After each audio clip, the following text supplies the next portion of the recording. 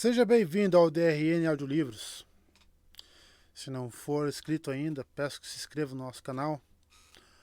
Acompanhe os nossos audiolivros aí. A gente tem bastante conteúdo. Se você deseja um livro e não tiver no canal ainda, deixa nos comentários aí que eu sempre faço uma lista e tento ir atrás assim que possível. Se quiser nos dar uma força, a gente tem o Apoia-se, o Seja Membro e também o Pix. Sempre fica na descrição do canal e na descrição dos vídeos. E muito obrigado por estar acompanhando a gente nessa jornada. E vamos para as nossas leituras. Capítulo 48. A primeira reivindicação. Min subiu a ladeira de calçamento de pedra com dificuldade, abrindo caminho à força pela multidão que permanecia pálida e vidrada. Pelo menos, era como se comportavam os que não estavam dando gritos histéricos. Alguns corriam, parecendo não ter ideia de para onde ir, mas a maioria apenas se movia como marionetes mal manipuladas, mais temerosos de sair do que de ficar. Ela procurou entre os rostos, esperando encontrar Egwene, Elaine ou Ninaeve, mas via apenas Falmenos. E algo a atraía, tão certo quanto se a puxasse por uma corda. Ela se virou uma vez para olhar para trás. Navios Xiangshan queimavam no porto. Ela conseguia ver outros em chamas, além da entrada da enseada. Muitas embarcações quadradas já pareciam pequenas quanto sua poente, seguindo para o oeste, tão depressa quanto as da Mane conseguiam impeli-las. Um pequeno navio se afastava do porto, inclinando-se para pegar um vento que o levaria ao longo da costa. O Espuma. Não culpava Bailey Domon por desistir de esperar. Não, depois do que vira. Achava admirável ele ter ficado tanto tempo. Havia uma embarcação do Xiangshan no porto que não estava em chamas, embora as torres estivessem pretas pelo fogo já apagado. Enquanto o navio alto saía para o mar, uma figura a cavalo surgiu de repente por trás dos rochedos, contornando as margens do porto. Ela cavalgava sobre as águas. Min ficou boquiaberta. A figura ergueu um arco que cintilou ao sol. Um feixe prateado voou do arco até a embarcação, descrevendo uma linha brilhante. Com um rugido que Min conseguiu ouvir mesmo naquela distância, o fogo engolfou a torre da popa outra vez, e os marinheiros se agitaram no convés. Min piscou e, quando voltou a olhar, a silhueta sumira. O navio seguia devagar rumo ao oceano, com a tripulação lutando contra as chamas. Ela se forçou a recuperar o foco e continuou a subir a ladeira. Vira coisas demais naquele dia para que considerar alguém cavalgando sobre as águas apenas uma distração momentânea. Mesmo que de fato fosse Birgit e seu arco. E Arthur Asa de Gavião. Eu vi, tenho certeza.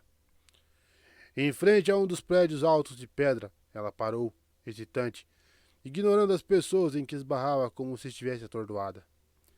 Era ali, em algum lugar, que ela precisava estar. Correu a escada acima e empurrou a porta. Ninguém tentou detê-la. Pelo que podia dizer, não havia ninguém na casa.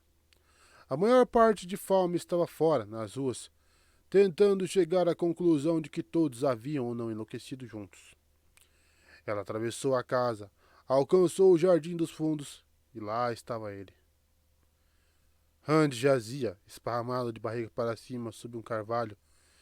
Estava com o rosto pálido e os olhos fechados.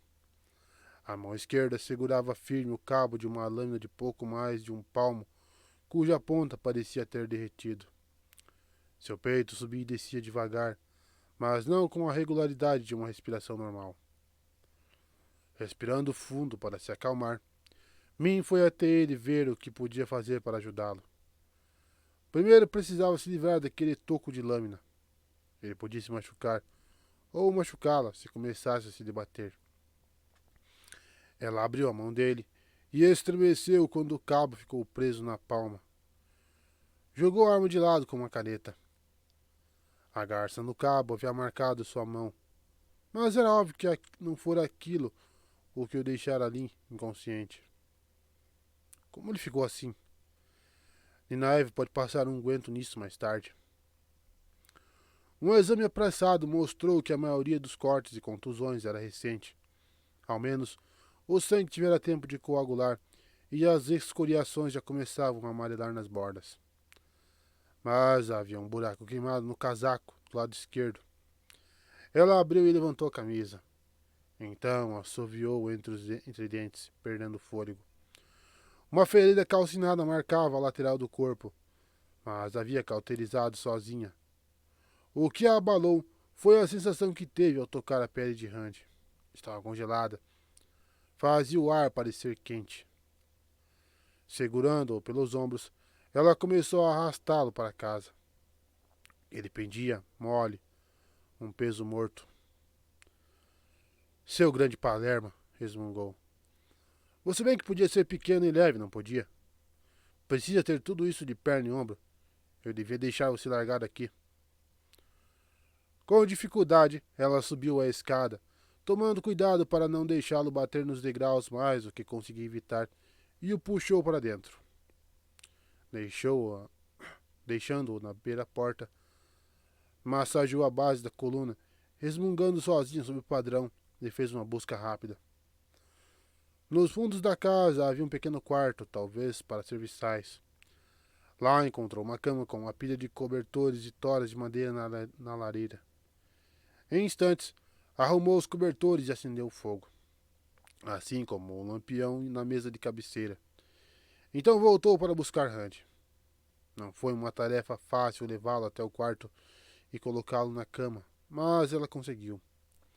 Ficou apenas um pouco ofegante pelo esforço, mas logo cobriu.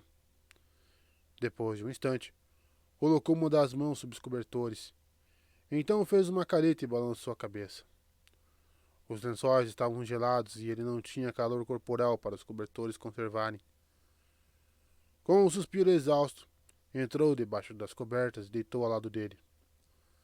Por fim, aninhou a cabeça de Randy em seu braço. Os olhos dele ainda estavam fechados e a respiração entrecortada. Mas ela estava com medo de que ele morresse enquanto saía para buscar Ninaeve. Ele precisa de um Aes Sedai, pensou. Tudo que posso fazer é tentar lhe dar um pouco de calor. Analisou o rosto do rapaz por um tempo. Via apenas o rosto.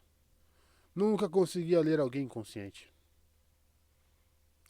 Eu gosto de homens mais velhos, disse. Homens de educação e perspicácia. Não tenho interesse em fazendas, ovelhas ou pastores.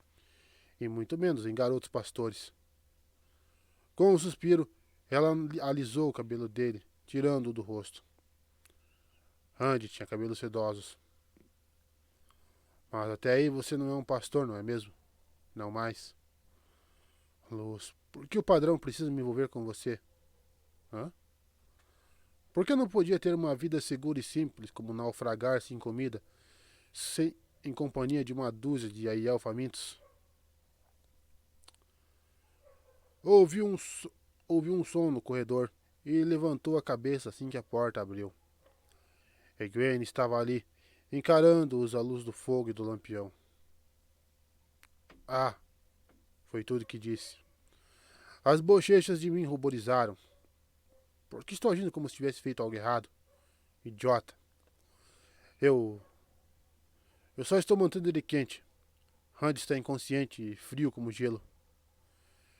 Egwene não avançou para dentro do quarto. Eu senti ele me puxando, precisando de mim. Elaine também sentiu. Pensei que devia ter algo a ver com o que ele é, mas Ninaeve não sentiu nada. Eita, 3? Ela respirou fundo, soltando um suspiro trêmulo.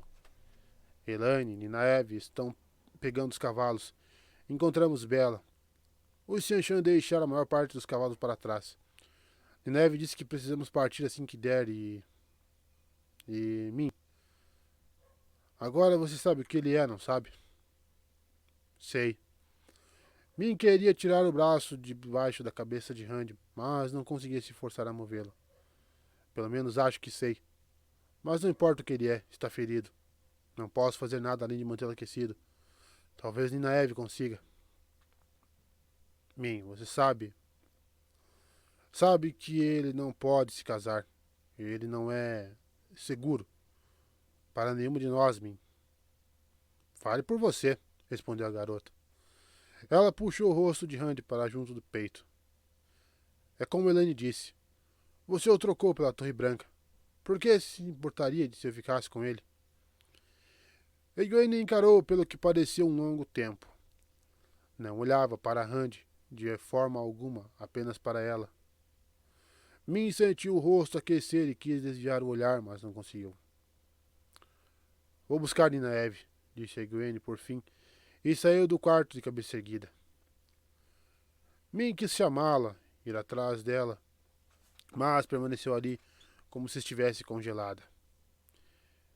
É o que deve ser, eu sei. Li isso em todos eles. Luz, não quero ser parte disso. É tudo culpa sua, disse ao corpo inerte de Randy. Não, não é. Mas você vai pagar por isso, eu acho. Estamos todos presos como moscas em uma teia de aranha. E se eu dissesse a ela que ainda há uma mulher por vir, alguém que ela não conhece? Como é que é? Por sinal, o que você pensaria nisso, meu belo Lorde Pastor? Você não é nada feio, mas... Luz... Eu nem sei se sou quem vai escolher. Não sei se quero que me escolha. Ou vai tentar deixar nós três a seus pés. Pode não ser culpa sua, Randy Altor, mas não é justo. Randy Altor, não, corrigiu uma voz melodiosa à porta. Lewis Terin Telamon, o dragão renascido. Min olhou, estupefata. Era a mulher mais linda que já vira, com a pele pálida e lisa, longos cabelos pretos e olhos escuros como a noite. O vestido era de um branco que faria a neve parecer encardida, e ela usava um cinturão de prata. Todas as joias dela também eram de prata. Min sentiu arrepios. O que quer dizer? Quem é você? A mulher entrou e parou ao lado da cama. Seus movimentos eram tão graciosos que Min sentiu uma pontada de inveja, mesmo jamais tendo invejado qualquer outra mulher. Ela alisou o cabelo de Randy como se Min não estivesse lá. Ele ainda não acredita, eu acho. Sabe, mas não acredita. Eu guiei os passos dele, o empurrei, seduzi. Ele sempre foi teimoso, mas dessa vez vou moldá-lo. Israel acha que controla os acontecimentos, mas quem faz isso sou eu.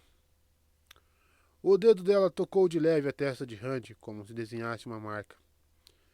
Minha achou desconfortável, que parecia a presa do dragão. Randy se mexeu, murmurando. Era o primeiro som e o primeiro movimento que fazia desde que fora encontrado. Quem é você? Indagou Min. A mulher olhou para ela, apenas olhou, mas Min percebeu que se encolhia nos travesseiros, agarrando-se a Randy com força. Garota, eu me chamo Lanfir. De repente, a boca de Min ficou tão seca que ela não conseguiria falar, nem mesmo se sua vida dependesse disso. Um dos abandonados. Não. Luz. Não. Tudo o que conseguiu fazer foi balançar a cabeça. A negação fez Lanfir sorrir. Leosterrin foi e é meu, garota. Cuide bem dele para mim até eu vir buscá-lo. Então sumiu. Min ficou boquiaberta. Em um instante, ela estava ali e então havia desaparecido. A jovem percebeu que abraçava o corpo inconsciente de Randy com força. Como gostaria de não sentir que queria que ele a protegesse. Com o rosto cadavérico e decidido, Biar galopava com o sol poente às costas e não olhava para trás. Virá tudo que precisava ver. Tudo que conseguira com aquele maldito nevoeiro. A legião tinha morrido. O senhor capitão Geoffrey Bornhald tinha morrido. E havia apenas uma explicação. Foram traídos por amigos das trevas. Amigos das trevas como aquele Perrin de Dois Rios. Aquela era a notícia que precisava levar a Dain Bornhald. filho do senhor capitão, que estava com os filhos da luz que montavam vigília em Tarvalon. Mas tinha coisas piores a contar, e para ninguém menos do que o próprio Pedro Unial. Precisava contar o que vira no céu acima de Falme. Atiçou o cavalo com as rédeas e não olhou para trás.